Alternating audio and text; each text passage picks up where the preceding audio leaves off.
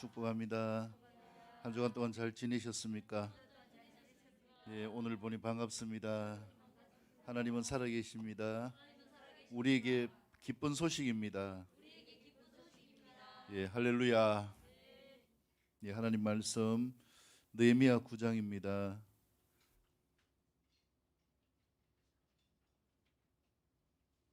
구역성경 739쪽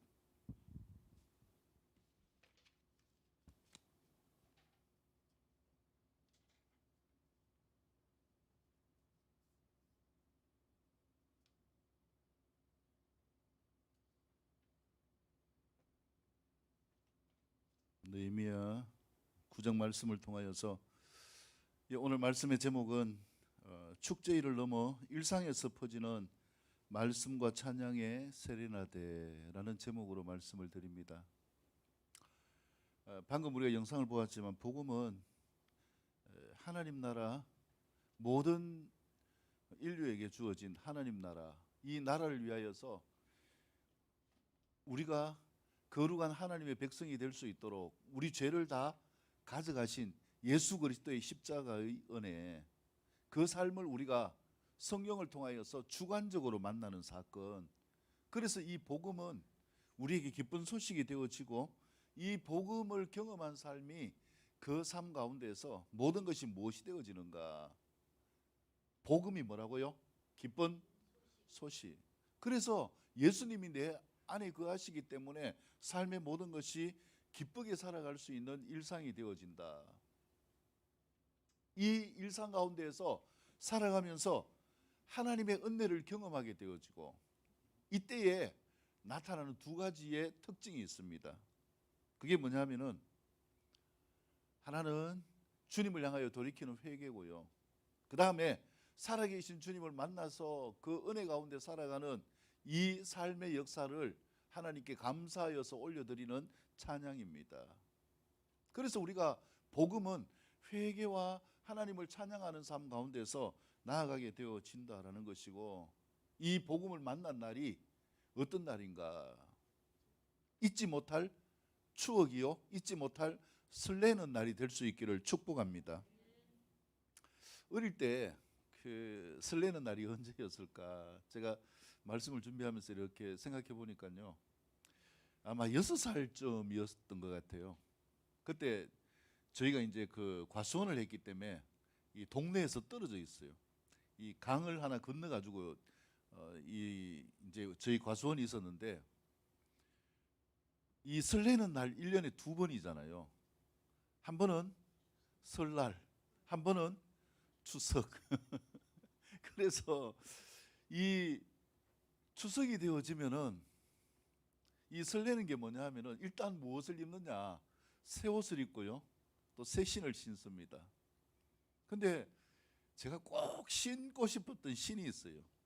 그게 뭐냐면은 생고무로 된 구두였어요. 생고무로 된 구두. 왜 신고 싶었냐면은, 이제 그 추석날 이렇게 가면은요, 어른들이 다 정장을 하잖아요. 그래서 뭐 양복을 입는 분도 계시지만, 양복보다도 그 뭡니까, 한복을 입고 위에 두루마기를 걸치고 구두를 신고, 저희 아버지가 농부였는데 평소에는 늘 시커멓게 약을 치고 이러다가 추석날만 되면은 말끔하게 정장을 하고 구두를 신고 가는데, 이 추석 때쯤 되면은 뭐가 오느냐면 항상 태풍이 오잖아요. 그래서 그때는 이제 다리가, 뭐 지금은 태풍이 와도 괜찮은 다리가 이렇게 놓여져 있는데, 그때는 이 징금 다리가 있고 그 위에 보면은 나무로 이렇게 얽혀 가지고 다리를 만들어 놨어요. 근데 이 다리가 여지없이 태풍이 오면 떠내려가잖아요. 그리고 이제 추석날 그 강을 건너가는데 저희 아버지가 옷을 탁 정장을 해가지고요, 그 물가에 탁 앉아가지고 물을 건너야 되니까 이 구두를 딱 벗고, 이제 제가 어릴 때니까 저를 업고 지나가는 거예요. 이게 어릴 때 너무 멋있는 거예요. 그래서 나도 한번 구두를 벗고 한번 건너가 보는 거. 이게 너무 소원이었는데, 그때 추석 때에 이 생고무 구두를 산 거예요. 그래가지고 아버지가 옆에 탁 앉아가지고 이 구두를 벗는 것, 그 또 보면 한복에는 밑에 이 데님이라고 있잖아요. 벗는 절차가 있는데, 그래서 저도 앉아가지고 그 흉내를 내면서 신발을 들고 이렇게 강을 걷는 추억. 별거 아닌데 이게 뭐냐 하면은 설렘이죠, 설렘. 조금 전에 그 찬양 연습을 하는데 솔지가 뭘 한다고 앞에 나와가지고 나름대로 눈치를 보다가 마이크를 하나 들고 설레가지고 이렇게 뭘 알겠어요? 근데 이게 뭐냐 하면은 나름으로 설레는 거예요. 우리의 삶 가운데서 이 말씀과 찬양의 세레나데를 드릴 수 있는 것은 반드시 뭐가 필요하냐? 마음에 뭐가 있어야 됩니까? 설렘이 있는 삶이 될 수 있기를 축복합니다. 다른 말로 하면 하나님과의 관계 속에서도요, 진짜 하나님을 예배하는 것도 설렘이 있어야 세레나데가 나올 수가 있습니다. 세레나데가 뭔가요? 누구를 향하여 부르는 노래입니까? 사랑하는 사람을 향하여서 부르는 노래잖아요. 그래서 우리가 주님을 사랑한다면은 주님을 향하여서 우리의 고백을 올려드려야 되는데, 이 세레나데는 어디에서 출발되어지는가? 우리의 마음속에 주님을 향한 설레임이 있기를 축복합니다. 이 설레임을 어떻게 경험하는가? 주님의 말씀을 통하여 경험하는 것이죠. 그래서 오늘 본문의 배경을 지난 시간에도 말씀을 드렸지만, 포로돼 가지고 그 바벨론에 가가지고 끌려가가지고 나라도 몇 번 바뀌는 가운데 생고생하고 그렇게 살다가 또 이렇게 이제 고국으로 돌아오게 되어졌네. 막연한 스토리가 아니고요. 지금은 그렇게 생각을 했는데 돌아오는 것도 힘들었잖아요. 성벽 공사하면서 52일 만에 성벽 공사를 하기 위해서 얼마나 많은 방해가 있었습니까? 도대체 우리가 왜 이렇게 해야 되지? 무엇 때문에 포로를 살았고 무엇 때문에 여기 돌아와가지고 또 성벽 공사를 하고 이렇게 살아야 되지? 그들의 마음속에 의문은 있었지만은 설레임은 없었어요. 우리가 믿음으로 나아가는데 많은 의문을 가집니다. 예수 믿으면 천국 갈까? 예수 믿으면 구원 받을까?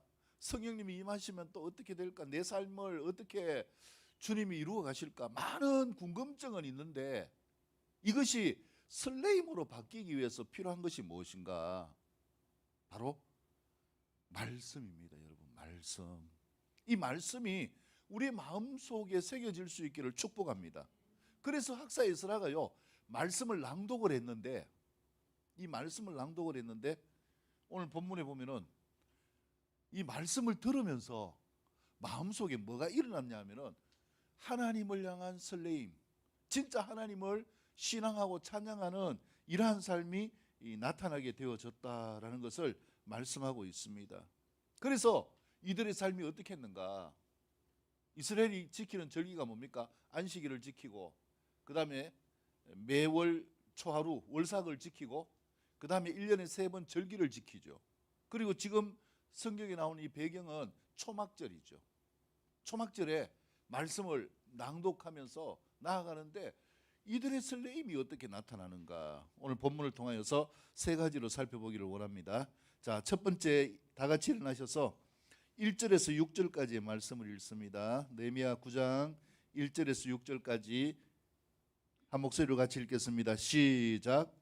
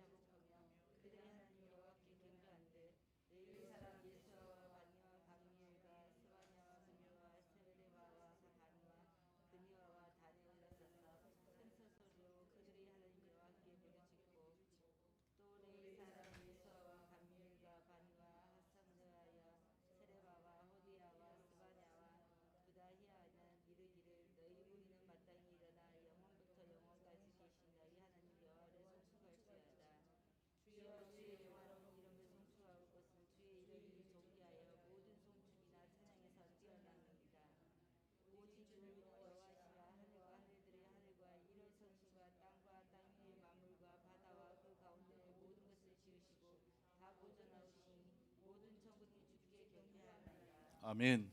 자, 첫 번째 교훈은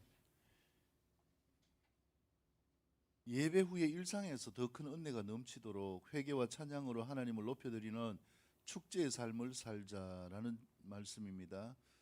자, 이제 오늘 본문에 보면은요, 지난 시간에 말씀드린 것처럼 이스라엘 백성들이 이 7월은 행사가 많은 달이에요. 새해니까. 그래서 1일에는 나팔절, 새해가 된 것을 축복하고 축하하면서 나팔을 불면서 새해를 맞이하고, 10일은 대속죄일, 대제사장이 지성소에 들어가서 모든 백성들의 죄를 사하는 이런 의식 절차를 가지고요. 그 다음에 7월 15일이 초막절인데 초막을 짓고 하나님께서 지금까지 베풀어 주신 은혜를 기억하고 하나님을 붙들고 살겠다는 이러한 절기죠. 자, 근데 지금 뭐냐 하면은 1절에 보면은 오늘이 며칠이냐 하면은 그 달 며칠 날이라고요? 서문화은 날. 초막절 절기가요 7월 15일부터 한 주간 동안 있습니다. 그럼 21일까지 있잖아요. 21일까지 있고 27일 날 마지막 성회를 열어요. 그러니까 22일까지 이제 모든 절기가 끝났어요. 우리처럼 뭐 하루가 아니라 뭡니까? 길게 한 달에서 20일 가까이 이렇게 되는 시간을 보내게 되어지는 것이죠. 근데 문제가 뭐냐 하면은 서문화을 날이 됐는데 이스라엘 백성들이 어디 가야 돼요? 이제 다 집으로 돌아가야 되잖아요. 근데 집으로 돌아가는 것이 아니라 모여서 금식하며 굵은 베옷을 입고 티끌에 물없었다. 다른 말로 뭐였다는 겁니까? 회개했다라는 거죠. 왜? 절기가 끝났는데도 불구하고, 예를 들어 가지고 우리가 쉽게 이야기한다면은 교회에서 일주일 동안 집회가 있었어요. 집회가 있으면 집회가 끝나고 어디 가야 됩니까? 이제 삶에 돌아가서 살아야 되는데 왜 다시 교회 와가지고 뭐 합니까? 회개하고 금식하고 기도하느냐, 이 이야기예요. 이렇게 되어질 수 있는 이유가 무엇인가? 2절 보면은요, 모든 이방 사람들과 절교하고 서서 자기의 죄와 조상의 허물을 자복하였다. 근데 이 시간이 얼마나 되는가? 낮 4분의 1. 낮이 얼마예요? 뭐 보통 낮반 나누면 24시간 가운데 절반 12시간이죠. 12시간에 4분의 1 같으면 얼마입니까? 계산을 어떻게 하십니까? 12시간에 4분의 1, 3시간이죠. 그 자리에 서서 3시간 동안 하나님 여호와의 율법책을 낭독하는 것을, 에스라가 낭독하는 걸 뭐 했다는 거예요? 들었다는 거예요. 오늘 제가 설교를 한 3시간 한번 해볼까요? 점심도 먹지 말고 3시간 동안 말씀을 낭독하는 걸 이들이 들었어요. 그리고 그 다음에 뭐 했습니까? 3시간은 죄를 자복하면서 하나님을 뭐 하였다? 경배하였다. 회개와 하나님을 찬양하는 예배를 드렸다라는 거예요. 이 6시간, 낮의 절반을 이렇게 간절히 사모할 수 있는 비결, 설레임의 비결이 어디에 있었는가? 이 본문에 나오는 두 가지죠. 하나는 무엇을 들을 때에? 말씀을 들을 때에. 이 말씀이 그들의 마음속에 바뀌니까 하나님을 향한 설레임이 생기고요. 그러니까 하나님을 향하여 회개하고 경배하면서 예배하는 삶을 이루어가는 것, 이게 이스라엘 백성들의 모습이라는 것이죠. 그래서 우리가 이 예수님을 만나는 축제, 말씀을 듣는 이 축제는요, 일주일에 딱 하루 주일이 아니라 어디에서 일어나야 되는 거예요? 삶의 자리에서 일어나야 되는 겁니다. 우리가 일주일에 한번 주일날 교회 와서 예배를 드리는 이 예배가 어디로 옮겨져야 되는가? 내 삶의 자리에 옮겨져서 내가 하는 일이나 가정이나 직장이나 사업터에서 거기에서 연장되어져서 설레이는 마음으로 누구를 만나야 됩니까? 주님을 만날 수 있기를 축복합니다. 나가면서부터 주님도 잊어버리고 말씀도 잊어버리고 설레이는 것이 아니라 내 나름대로 끙끙거리며 힘들고 살아가는 이 삶이 아니라 설레임은 어떤 것인가? 이 말씀을 마음에 담고 삶 속에서 주님과 함께하는 이 삶이 되어지는 삶, 이걸 이야기를 하고 있는 것이죠. 자, 그래서 그 가운데서 하나님께 부르짖고 나아가면서 하나님을 송축하지요. 5절 보면은 너희 무리는 마땅히 일어나 영원부터 영원까지 계신 너희 하나님 여호와를 송축할지어다. 주여 주의 영화로운 이름을 송축하는 것은 주의 이름이 존귀하여 모든 송축이나 찬양에서 뛰어납니다. 왜 설레는가요? 이들이 뭘 알았어요? 야, 진짜 하나님이 뭐 하시네? 존귀하고 뛰어나구나. 하나님이 살아계시네. 말씀을 통하여서 이것을 경험했기 때문에 이들이 설렜다라는 거예요. 여러분, 우리의 삶 가운데 이 설레임이 회복될 수 있기를 축복합니다. 이 말씀이 설레임으로 나타나서 6절 오직 주는 여호와시라 하늘과 이를 성신과 땅과 땅 위의 만물과 바다와 그 가운데 모든 것을 지으시고 다 보존하시오니 모든 천군들도 주께 경배하나이다. 말씀을 통하여서 비로소 안 게 뭡니까? 누구를 알았다는 거예요? 하나님. 이들이요, 이제 바벨론에서 포로되어 오는 것이 70년 이후에 한 100년 정도 이렇게 돼가지고 돌아왔는데 하나님을 몰랐어요. 많은 신들을 봤잖아요. 그래서 많은 신들을 봤는데 하나님의 말씀을 들으니까 누가 보여지는가? 하나님이 보여지는 거예요.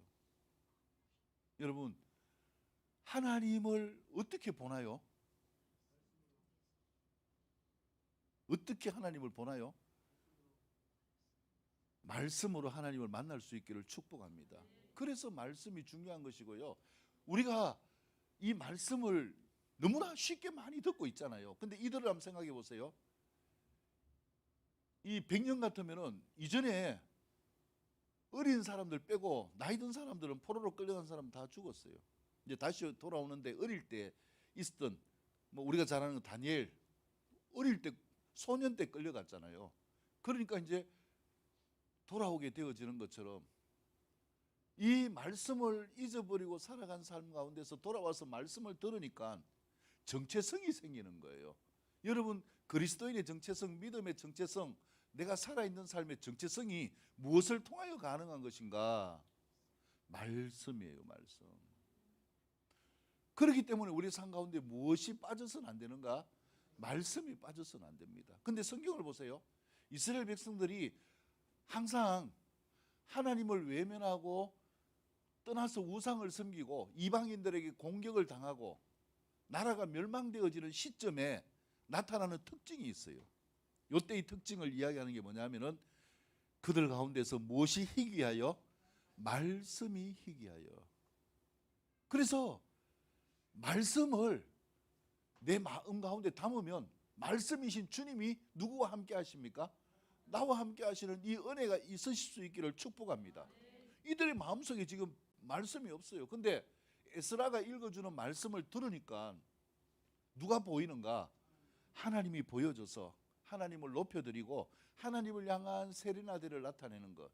야, 진짜 하나님이 나를 사랑하시고 나를 구원하셨구나. 그냥 운명적으로 생각했는데 운명이 아니라 하나님의 뜻과 계획이었구나. 우리가 그래서 여기 돌아와서 이렇게 성벽 공사를 마무리하고 이 예루살렘에서 살 수 있게 되어지는 것, 하나님의 은혜이구나. 여러분, 우리가 살아가는 것 원망하고 불평하는 것이 아니라 감사하고 찬송할 수 있는 것, 이 모든 것이 우리 마음 안에 주관적으로 무엇이 경험될 때입니까? 말씀이 경험될 때입니다. 그래서 성령님이 무엇을 우리 안에 경험하게 감동을 주십니까? 말씀을 경험할 수 있도록 감동을 주시는 역사. 그래서 말씀이 중요하고요. 제가 늘 자나깨나 이야기하는 게 말씀이라고 이렇게 말씀드리는 것도, 큐티를 하라고 말씀을 드리는 것도 결국은 뭐냐면은 이 말씀이 그리스도고 말씀이 내 삶의 중심이 되어져야 내 안에 계신 주님이 거하시면 사단이 나를 침범할 수 없잖아요. 내 안에 주님이 거하시면 주님이 내 삶을 이끌어 가시잖아요. 그래서 나는 알지 못하지만은 주님이 이끄시는 그 은혜 가운데서 살 수 있잖아요. 애들이 뭘 알겠어요? 근데 어디 간다 이러면은 어떻게 갑니까? 소풍 간다 이러면은 뭐 또 요즘 애들 좋아하는 거 뭡니까? 키즈 카페 간다 이러면은 좋아가지고 입이 싱글벙글합니다. 뭘 어떻게 아는지 어떻게 알겠어요? 어느 키즈 카페가 좋은지 어떻게 알겠어요? 엄마가 하는 이야기만 들으면 설레는 거예요. 근데 요걸 이용하는 사람들이 있잖아요. 누가 이용합니까? 요즘은 많이 없어졌지만 옛날에는 엄마가 키즈 카페 오라 하더라. 가자. 싹 꼬셔가지고 어디로 데리고 갑니까? 유기해 가잖아요. 모르니까 뭐 합니까? 모르니까 따라갈 수밖에 없죠. 그래서 이때 기억나야 되는 게 있어요. 그게 뭡니까? 엄마가 평소에 해주던 이야기. 야, 누가 가자 해도 절대로 뭐 하지 말아라. 뭐가 그 마음속에 담겨 있기 때문에 사는 거예요? 말씀이에요, 말씀. 많은 말씀이 아니라 주일날 이 한 말씀이라도 내 마음속에 담고 붙잡을 수 있기를 축복합니다. 그러면 나와 함께 하시는 주님이 나를 지켜주시고 나를 인도하시고 그분이 함께 하시는 역사를 경험하게 되어집니다. 세레나데는요, 감사하다라고 고백하는 것은 아무 하나님의 은혜도 없는데 하나님 감사합니다. 이게 뭐예요? 근성일 수밖에 없지요. 근데 내가 죽을 뻔하고 있는데 누가 지나가다가 나를 구해줬다. 그러면 그때 뭐가 나옵니까? 아이고 하나님 감사합니다. 감사는 실제 가운데 나타나는 거예요. 이들이 실제적으로 말씀을 들으면서 지나온 시간들을 보니까 야, 우리가 이래서 실패했구나. 그 내용을 두 번째 교훈에서 말씀하고 있습니다. 자, 두 번째 교훈은 길기 때문에 읽지 않겠습니다. 7절에서 29절까지 말씀을 보면은요, 약속의 말씀을 따라 사는 믿음의 삶인지를 점검하여서 찐사랑으로 이끄시는 하나님의 은혜로 사는 삶이 될 수 있기를 축복합니다. 그래서 이들이 들은 말씀이 뭔지를 7절부터 쭉 말씀하고 있는 거예요. 그게 무엇입니까? 7절에 보면은 주 하나님은 무엇이라고요? 여호와시다. 하나님은 스스로 계시고 우리와 상관없이 모든 만물을 주관하시는 전능하신 분이시구나. 이걸 말씀을 통하여 깨닫게 되는 거죠. 그래서 그 다음에 고백하는 게 뭐예요? 옛적에 누구를 택하였다? 아브라함을 택하시고 갈대아 우르에서 인도하여 내시고 아브라함이라는 이름을 주셨다. 무슨 이야기예요? 성경 이야기예요. 이들이 지금 뭘 듣고 있어요? 말씀을 듣고 있는 거예요. 그래서 쭉 듣는 이야기 우리가 이미 잘 아는 거예요. 그 다음에 무엇입니까? 이제 충성됨을 보시고 아브라함에게 무엇을 주셨습니까? 가나안을 주셨고 그 다음에 9절 이제 쭉 내려가지요. 9절 가면 뭡니까? 애굽에서 고난받는 것 요셉이 먼저 가고 뭐 우리가 창세기 하면서 쭉 봤잖아요. 그 다음에 여기에서 살면서 노예가 돼가지고 생고생하는 삶을 살았다.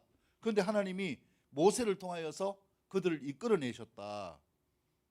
그리고 그들을 바다 가운데서 던지시고 육지 가운데 건너게 하셨다. 이거는 뭡니까? 11절 말씀 무슨 내용이에요? 홍해를 건너는 사건이죠. 이 성경을 이들이 한 번도 들어보지 못한 성경을 이제 듣는 거예요. 이 학사 에스라가 읽는 성경을 듣는 거죠.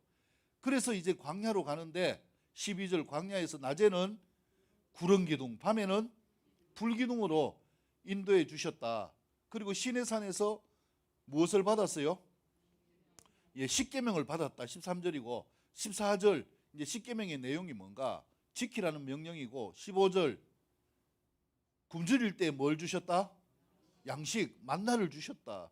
목마를 때 뭘 주셨다? 예, 물을 내 주셨다. 이 다 성경에서 나오는 광야에서 이스라엘의 모습이 있죠. 16절 그럼에도 불구하고 조상들이 교만하고 목을 모아여서 굳게 하여서 주의 명령을 듣지 않고 거역하였다. 결국은 이것을 통하여서 하나님이 그들을 뭐 하셨다라는 거예요? 그들을 징계하셨다. 우리가 잘 아는 것처럼 민수기 22장에 보면은 무슨 사건이 나옵니까? 불뱀 사건이 나오죠. 그래서 목이 곧은 사람들 다 뭐에 물려 죽었어요? 뱀에 물려 죽었는데 딱 한마디로 하나님이 구원을 초청하셨어요. 노뱀을 만들어 놓고 뭐 하는 사람은, 바라보는 사람은 다 산다. 이게 복음이잖아요. 이게 예수님이잖아요. 예수님의 은혜를 바라보면 다 산다. 근데 바라보지 않는 사람들은 다 뭐 했다? 죽었다. 그 이야기예요. 그 다음에 16절은 뭡니까? 아론이 금송아지를 만든 사건이죠. 모세가 십계명을 받으러 시내산에 올라갔을 때 아론이 금송아지를 만들어 가지고 우상을 섬겼다. 하나님을 모독했다.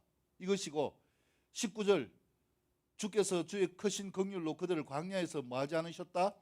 버리지 아니하시고 그들을 구름 기둥과 불 기둥으로 인도해 주셨다. 20절 또 주의 선한 영을 주사 그들을 뭐하셨다? 가르치시고 만나가 그들의 입에서 끊어지지 않게 하시고 그들의 목마름을 위하여 그들에게 물을 주어 40년 동안 들에서 기르시되 부족함이 없게 하심으로 그 옷이 헤어지지 아니하였고 발이 부러뜨지 아니하였다.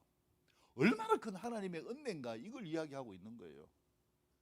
제가 이 말씀을 보면서요, 하나님의 은혜가 진짜 크구나. 하나님은 속도 없나 벨도 없나, 이런 생각이 들 정도로요, 이렇게 악하게 행동해도 하나님은 주의 선한 영을 주셨다. 제 같으면 선한 영을 주는 게 아니라 사탄을 보내가지고 다 박살내 부를 것 같아요. 이만큼 했는데도 40년 동안, 뭐 한두 해가 아니라 40년 동안 그렇게 뭐 옷을 갈아입을 게 어디 있어요? 옷을 빨릴 때 어디 있겠어요? 세탁소가 어디 있습니까? 한벌 단벌 옷인데 뭡니까? 이 옷이 떨어지지 않도록 은혜를 주시고요. 신발 광야 아닙니까? 뭐 요즘처럼 가죽신 있는 것도 아니고 풀로 만든 집신, 뭐 애굽도 이 곡식 농사를 짓는 곳이었기 때문에 우리나라처럼 집신 같은 걸 신었겠죠, 노예들은. 근데 집신을 신고 가도 그게 금방 떨어질 건데 이제 맨발로 가도 발이 뭐하지 않았다? 발에 물집도 안 생겼다. 군에 가가지고요, 조금만 걸으면 발에 물집 생겨가지고 얼마나 힘드는데 40년 동안 걸어도 발에 물집이 안 생기고 누구의 은혜입니까? 하나님의 은혜였다. 이걸 이야기를 하는 거예요.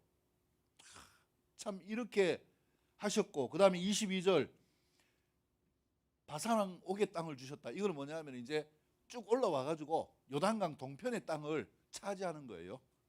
그 다음에 또 어디를 차지합니까?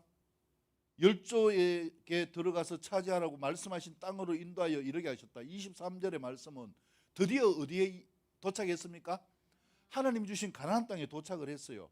그래서 24절 그 자손들이 들어가서 땅을 차지하되 주님이 주신 것을 차지하게 하셨다. 25절 그들이 견고한 성읍들과 기름진 땅에서 땅을 점령하고 모든 아름다운 물건이 가득한 집과 판 우물과 포도원과 감람원과 허다한 과목을 차지하여 배물리 먹고 뭐했다?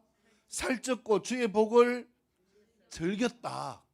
이게 세레나데를 부를 수 있는 요소가 아닙니까? 하나님이 이렇게 역사하시는데, 자, 근데 보세요. 세레나데를 부르는 것이 아니라 26절 보세요. 그들은 뭐하지 아니하고 순종하지 아니하고 주를 거역하며 주의 율법을 등지고 주께로 돌아오기를 권면하는 선지자들을 뭐했다? 죽여버리고 주를 심히 모독하였나이다. 그래서 주께서 그들을 대적의 손에 넘기사 그들이 곤고를 당하게 하심에 그들이 환난을 당하여 환난을 당했다라는 거예요. 누구의 잘못으로 환난을 당한 겁니까? 하나님의 잘못이 아니죠. 여러분, 하나님 탓하는 거 그거는 또 다른 죄를 짓는 거예요. 하나님은 잘못하시는 분이 아니에요. 한번 보세요. 야, 40년 동안 그렇게 은혜를 주시고 결국은 약속하신 대로 뭘 차지하게 하셨어요? 가나안을 차지하게 하셨잖아요. 하나님이 우리에게 약속의 말씀을 주신 것은 반드시 이루어지게 하십니다. 근데 왜 여전히 그 땅을 차지하지 못하고 그 예언의 말씀이 성취되어지지 않고 생고생하며 사느냐? 그 이유가 뭐예요? 바로 이거예요. 뭐하지 않았기 때문에 순종하지 않고 거역하였고 말씀을 던졌고 죽게 돌아오라고 권면하는 선지자들을 오히려 뭐 해버리고? 죽여버렸고. 그러니까 대적의 손에 넘어갈 수밖에 없고요. 공고를 당하고 환난을 당하고 할 수밖에 없는, 아이고 이 꼬방신들아, 당연한 결과라는 거죠. 근데요, 그 다음을 보면은 이런 못된 모습 가운데서도요, 주께 뭐 할 때, 주께 부르짖을 때에 주께서 하늘에서 뭐 하시고? 들으셨다. 내 같으면 안 들을 건데 하나님은 뭐 합니까? 들으시고, 그 다음에요, 그냥 긍휼이 아니에요. 주의 크신 긍휼로 그들에게 누구를 주셨다? 구원자를 주어 그들을 대적의 손에서 뭐 하셨다? 구원하셨다. 참 하나님은 별도 없으신 것 같아요. 이렇게 악하게 했는데도 깨닫고 하나님을 찾으니까 하나님이 크게 긍휼히 여기시고 구원자를 뭐 해주셨다? 보내주셨다. 여러분, 이게요 우리가 살 길이 있는 이유예요. 회개와 찬양이 세례나가 될 수 있는 이유가 바로 여기에 있습니다. 그래서 우리 삶 가운데 필요한 것이 무엇입니까? 하나님을 바라보는 삶을 이루어가면은요, 현실에서 이 말씀처럼 형통해요. 하나님을 바라보지 않으면은 현실에서 뭐 한다? 생고생해요. 말씀은. 그렇지만은 생고생 가운데 내가 하나님을 찾아야 되겠다 깨닫고 하나님을 찾으면 다시 뭘 보내주신다? 크신 긍휼을 보내주셔서 구원해 주신다. 우리가요 이 은혜로 살고 있다라는 것이죠. 이 은혜가 있음을 믿습니까? 그래서 28절 보세요. 그들이 무엇을 얻었습니까? 평강을 얻었어요. 다른 말로 하면 샬롬이신 주님이 함께 하시는 삶이 되어진다라는 거죠. 아니, 요 정도 되면은요 제가 읽고 덜 신경질 나겠는데 그 다음에 보세요. 평강을 얻은 후에는 다시 뭐 합니까? 주 앞에서 뭐를 행했어요? 악을 행함으로 주께서 그들을 원수의 손에 버려두사 원수들에게 지배를 당하게 하셨다. 버려두었다라는 거예요. 이 완전히 뭡니까? 이제 누구 마음대로 살아라는 거예요. 네 마음대로 안 살아봐라. 이게 내버려두는 거예요. 로마서 1장에서 말씀하는 것처럼. 그래서 버려둔 상태가 딱 되니까 누가 쳐들어왔는가? 북이스라엘이 쳐들어와서 아수르가 쳐들어와서 북이스라엘이 BC 722년에 멸망했어요. 그리고 나라가 완전히 흩어져 버렸어요. 나라가 없었어요. 그리고 그들은 어떤 사람이 됐냐? 개 같은 사람이 됐어요. 별명이 개예요, 개. 그리고 그 다음에 남유다는 하나님이 버려두시니까 결국은 누가 쳐들어왔어요? 바벨론의 느부갓네살 왕이 쳐들어와가지고 멸망시켜 버렸어요. 바벨론에 포로로 끌려갔어요. 그렇게 하나님이 말씀하셨음에도 불구하고 그 경고를 듣지 않는 왕 시드기야는 두 눈이 뽑힌 채로 포로가 되어서 끌려갔어요. 여러분, 말씀을 등지는 삶이 되지 마시기를 바랍니다. 어쨌든 우리가 부족하더라도 부족하면 오히려 더 뭐 해야 됩니까? 더 말씀을 붙잡는 삶이 될 수 있기를 축복합니다. 하나님이 관심 받게 두는 삶이 되면은요, 이 비극이 나타나는 거예요. 그래서 바울은 이것을 로마서 1장에서요 내버려둔 상태, 하나님이 뭐한 상태? 포기한 상태. 하나님이 왜 손을 내밀 수 없습니까? 바로 하나님은 선한 영을 부으셨는데 그걸 거부하고 그들이 뭐 했기 때문에? 악했기 때문에. 그 악에서 돌이키기 전에는 하나님이 손을 내밀 수가 없어요. 근데 보니까 이 가운데서 또 뭐 했습니까? 28절 후반절 보면은요, 그들이 돌이켜 주께 마음에 부르짖음에 주께서 하늘에서 뭐 하셨다? 들으시고 긍휼로 건져주셨는데 몇 번요? 참. 이 은혜로 우리가 사는 거 아닙니까? 이 은혜가 나를 살린다는 걸 알면은 적어도 하나님을 뭐 할 수 있어야 됩니까? 감사하다고 고백할 수 있어야 될 거 아닙니까? 하나님을 향하여 뭘 불러야 됩니까? 세레나데를 부를 수 있는 삶이 되어져야 되는 거. 그래서 말씀을 들으니까 세레나데가 나오게 되어지는 거. 이게 이 내용이에요. 아, 이거구나. 왜 우리가 이렇게 생고생을 했는가. 그래서 29절 다시 주의 율법을 복종하게 하시려고 그들에게 경계하셨다. 그들이 교만하여 사람이 준행하면 그 가운데 삶을 얻는 주의 계명을 듣지 아니하며 주의 균례를 범하여 고집하는 어깨를 내밀며 목을 굳게 하여 듣지 아니하였다. 결국 뭡니까? 어떤 게 은혜예요? 가장 큰 은혜가 뭡니까? 여기까지 읽으면서 여러분, 우리가 예수님 믿으면 어떤 게 가장 큰 은혜인 것 같아요? 말씀을 들을 수 있는 게 가장 큰 은혜입니다. 우리가 코로나를 통해서 경험했잖아요. 뭐 듣고 싶어도 듣기 못하는 이런 것. 근데요, 코로나가 아니라 6.25 같은 때에 뭐 사도행전에 나오는 것처럼 핍박의 시대가 오게 되어질 때에 말씀을 들을 수 있습니까? 들을 수 없는 거예요. 말씀을 들을 수 있는 게 복입니다. 그리고 그 다음에 복이 뭡니까? 내 모습 생각하는 것이 아니라 누구에게 손을 내밀 수 있는 것?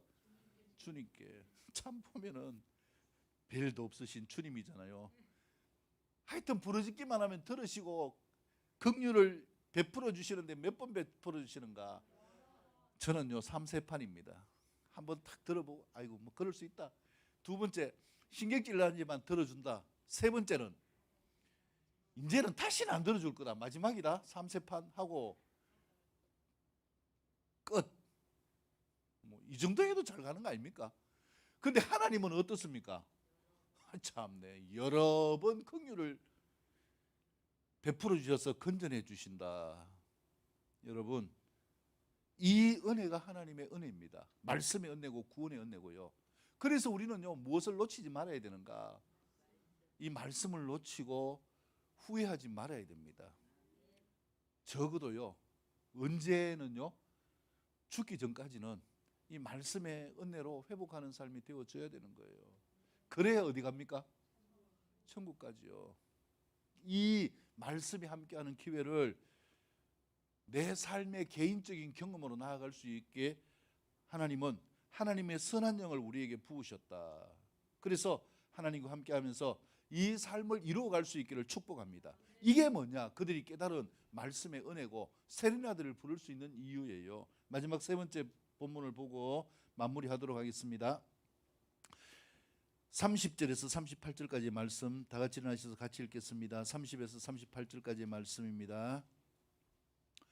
시작.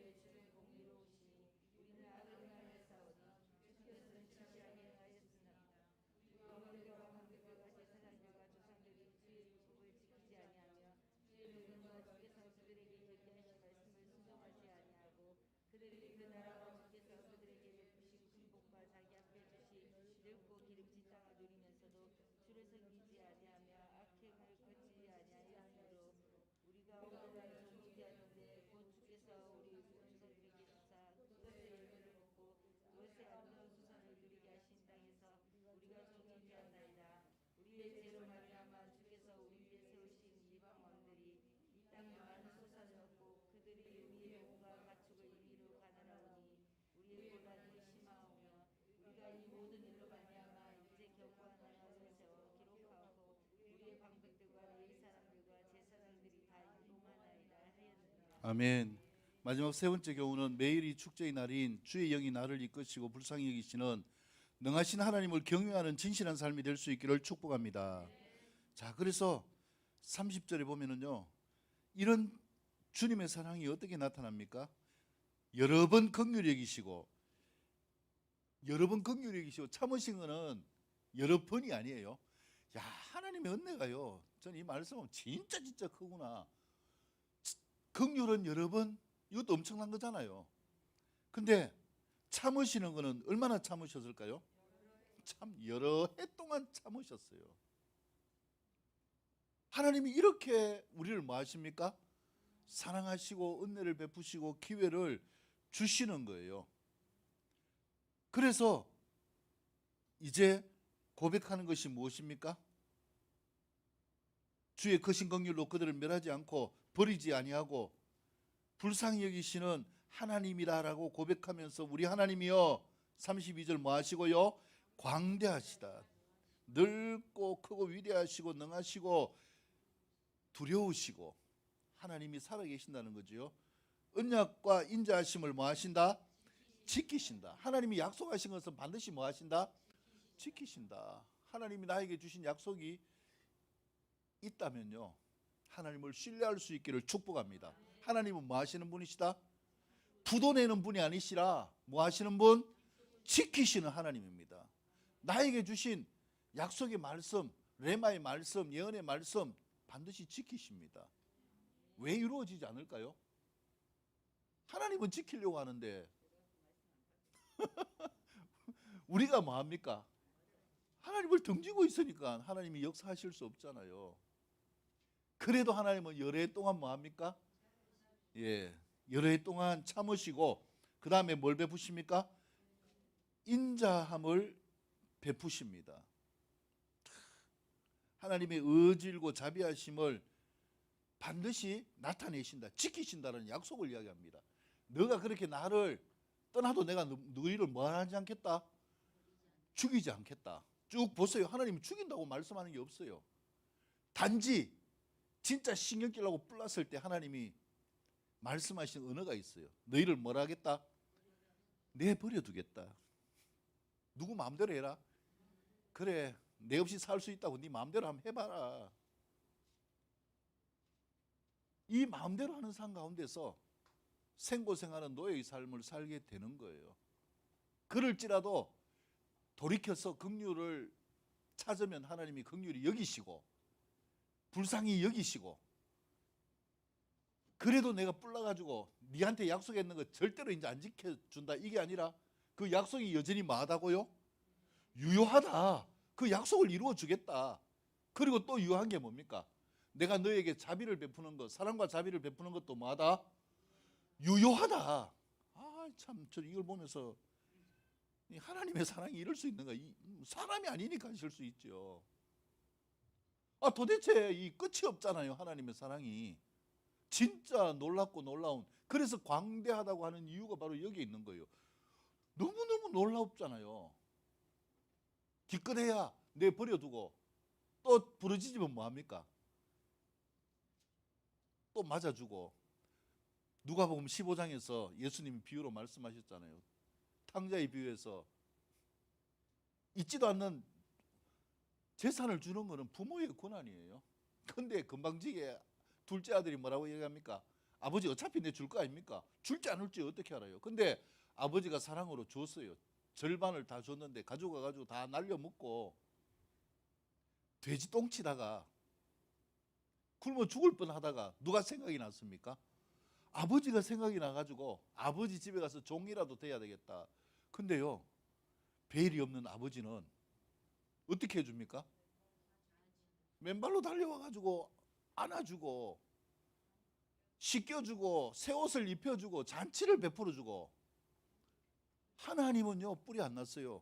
거기다가 결정적으로 첫째 아들이 신기를 하는 게 뭘 끼워줬어요? 분명히 둘째 아들은 뭐 되겠다고 했어요? 자기는 아들 된다고 이야기한 적이 없어요. 나는 아버지 집에 뭐로 살겠다? 종으로 살겠습니다 이랬는데 아버지가 오바해가지고 손에 뭘 끼워줍니까? 반지는 약속이잖아요. 신분의 회복입니다. 반지를 딱 끼워주니까 누가 보고요? 첫째 아들이 보고 신기를 열나가지고 열 받을 만큼 받아버렸네요. 도대체 저런 인간을 왜 살려주고 은혜를 줍니까? 그냥 종으로 살게나 하지. 이게 첫째 아들의 마음이에요. 여러분, 이게 우리의 마음이고 저의 마음이에요. 제가 볼 때는 하나님은 별도 없습니까? 근데요, 하나님의 마음은 그게 아니에요.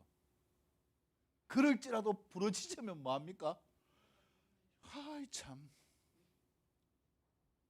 또 불쌍히 여기시고 은혜를 주시고 건져주시는 하나님이시다.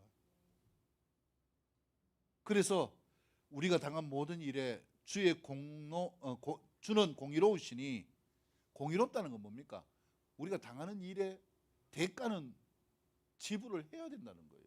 아무리 하나님이 사랑하셔도 회복시켜 주시고 건져 주실 수가 있지, 죄를 지은 그것에 대해서는 누가 책임을 져야 됩니까? 내가 책임을 져야 되는 거예요. 회개도 누가 해야 됩니까? 내가 회개해야 되는 거예요. 제가 어릴 때 생각이 나는데, 어릴 때는 저희 아버지가 성질도 급하시고 무서워가지고 매만 이렇게 들면은 그냥 울음이 나왔어요. 근데요, 크니까 간이 커지잖아요. 그래가지고 매를 들어도 별로 뭐 겁을 안 내요. 분명히 잘못했는데. 그래가지고 저희 할머니가 옆에 있다가, 야야 빨리 잘못했다고 이야기해라, 잘못했다고 이야기해라. 명분이 있어야 되잖아요. 잘못했다고 이야기하면은 뭐 화를 내다가, 아니 그 엄마가 말리는데 아들이 또 뭐 그렇게 뭐 하겠어요? 근데 제가 컸다고 간이 버가지고 잘못했다 소리를 안 한 거예요. 할머니가 말리다가 잘못했다 해라 하는데 제가 안 하고 있으니까 저희 아버지가 열이 확 받아가지고 이걸 가지고 저를 탁 때리는데, 누가 그걸 막았나 하면은 할머니가 막았어요. 싸움은 그걸로 끝났어요. 근데 누가 대신 당했습니까? 할머니요. 여러분, 우리의 삶 가운데서요, 왜 예수님이 중요하고 말씀이 중요한가? 요 못되고 맥갈스러운 우리의 삶이요, 누구 때문에 살 수 있는가? 첫째는 하나님의 은혜 때문에 살 수 있어요. 둘째는 그 은혜를 위하여서 이 땅에 오셔서 우리를 커버해 주시고 막아 주시고 우리의 모든 죄를 사해 주시는 누구 때문에? 예수님 때문에 우리가 살 수 있는 거예요. 그래서 우리가 말씀이 예수님이고 누구 때문에 살 수 있는가? 예수님을 믿는 믿음으로 사는 것 믿으시기를 바랍니다. 알든지 모르든지 상관없어요. 예수님을 믿는 믿음 가운데 우리가 성령으로 거듭나고, 성령으로 거듭날 때에 말씀이 깨닫게 되어지고, 말씀이 우리 안에서 하나님이 함께 하심을 경험하게 되어지고, 이것을 통하여 회개와 찬양의 세레나들을 울려 퍼질 수 있는 삶이 될 수 있도록 이끌어 가신다는 것 믿으시기를 축복합니다. 그래서 마지막 38절 말씀 보면은요, 우리가 이 모든 일로 말미암아 이제 견고한 언약을 세우겠다. 하나님이 세우라고 한 거 아니에요. 누가 자발적으로 했어요? 집회가 끝났는데 연장해가지고 자기들이 기도하면서 우리가 하나님을 향하여 견고한 언약을 세우겠습니다. 다른 말로 잘하는 게 뭡니까? 하나님이 이제 서약서 쓰겠습니다. 이렇게 서약서를 쓰는 거예요. 그리고 그걸 뭐합니까? 기록해가지고 방백들과 레위 사람들과 제사장들이 다 뭐합니까? 임봉하였다. 그게 뭘 찍었다는 거예요? 손도장 찍어가지고 우리는 반드시 이거 지키겠습니다 하면서 이렇게 하나님을 향하여서 마음을 올려드렸다. 여러분, 이게 뭐냐? 하나님을 향하여 회복되어지고 세레나들을 부를 수 있는 삶의 모습 아닙니까? 그래서 우리에게 필요한 것이 뭔가? 이 하나님의 크신요, 지극하신 사랑을 우리가 경험하고 안다면 여러 번 긍휼히 여기시고, 또 우리의 모습과 상관없이 지속적으로 선한 영을 부어주시고, 여러 해 동안 뭐 하시는? 참으시는 하나님. 그러면 이 여러 해가 몇 해일까요? 예? 여러 해가 몇 해 정도 될까요? 예? 여러 해가 몇 해 정도 될까요? 뭐 한 4, 5년?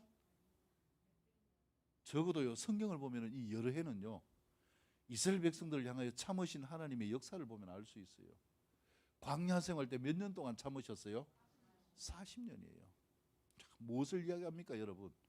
하나님은 우리의 인생의 절반을 참으십니다. 그래서 우리가 예수님 믿지 않고 우리 마음대로 살아도 하나님은 참으셨어요. 그러니까 우리를 뭐 해주셨어요? 용서해 주실 기회를 주셨기 때문에 우리가 예수님 믿고 이렇게 살 수 있는 거예요.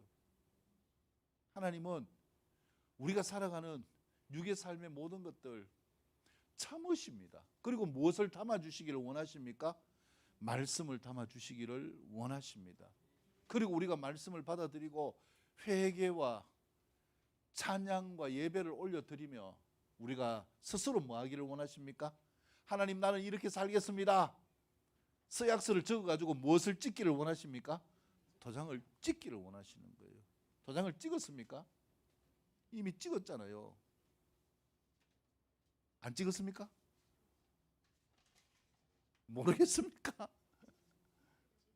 세례받으면서 다 찍었잖아요. 주는 그리스도시요 살아계신 하나님의 아들입니다. 다 찍어놓고 뭐 모른 척 하십니까?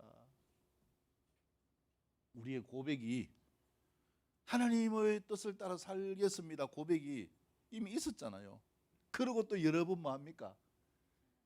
배신하고요. 예, 회개하고 반복하면서 그렇게 살아가고 있는데 이제 이 삶이 진짜 하나님과 함께하는 전진하는 삶이 될 수 있기를 축복합니다. 누구와도 상관없이 하나님을 향하여 세레나데를 드리는 하나님께서 기뻐하시는 삶으로 나아갈 수 있는 우리의 모습이 될 수 있기를 주님의 이름으로 축복합니다. 하나님께 영광을 올려드립니다.